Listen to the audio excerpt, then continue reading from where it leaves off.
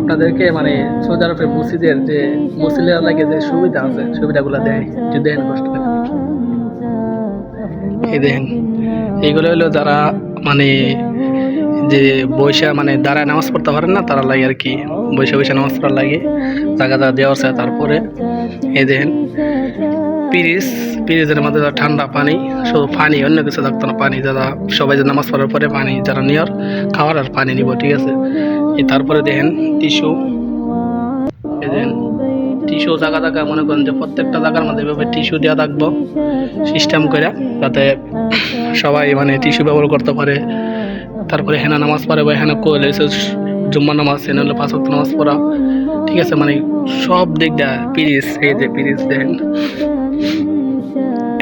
এই সিস্টেমগুলো হয়েছে সৌদি আরবের মধ্যে প্রত্যেকটা মসজিদের মধ্যে এটা থাকবে স্বাভাবিক, পিরিজ থাকবই, ঠিক আছে। পানি অ্যাভেলেবেল থাকবে, পানি ছাড়া সৌদি আরব মানে সবচেয়ে প্রয়োজন হচ্ছে পানি। তারপরে প্রত্যেকটা মসজিদের মধ্যে সৌদি আরবের মধ্যে মানে সুবিধা থাকবো মসজিদের লাগে সর্বোচ্চ, ঠিক আছে। আর এটা হইলো আপনার যে বড় মসজিদ, কেন্দ্রীয় মসজিদ, যার কারণে খোলা থাকে। অন্যান্য মসজিদ নামাজের প্রায় আধা ঘন্টা পরে, নামাজ পড়া আধা ঘন্টা পর্যন্ত খোলা থাকবে, তারপরে বন্ধ করে দিই। এইগুলা খোলা থাকে সবসময়, ঠিক আছে। এই সিস্টেমগুলো সৌদি আরবের মধ্যে মানে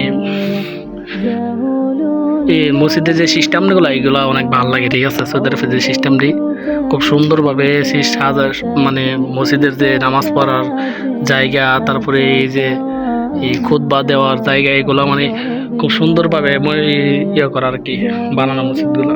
এই ডিজাইনের মসজিদ বাংলাদেশের তো নাই, সৌদি আরবে সম্ভব, ঠিক আছে।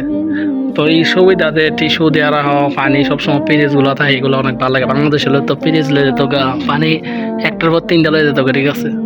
তো এই সিস্টেমগুলো অনেক ভালো লাগে। তো প্রায় সময় দেখি সবসময় কিন্তু ভিডিও করার আর নিষেধ আর কি। তারপরে আমি ভিডিও করছি, এখন আইছিলাম নামাজ পড়ার লাগি।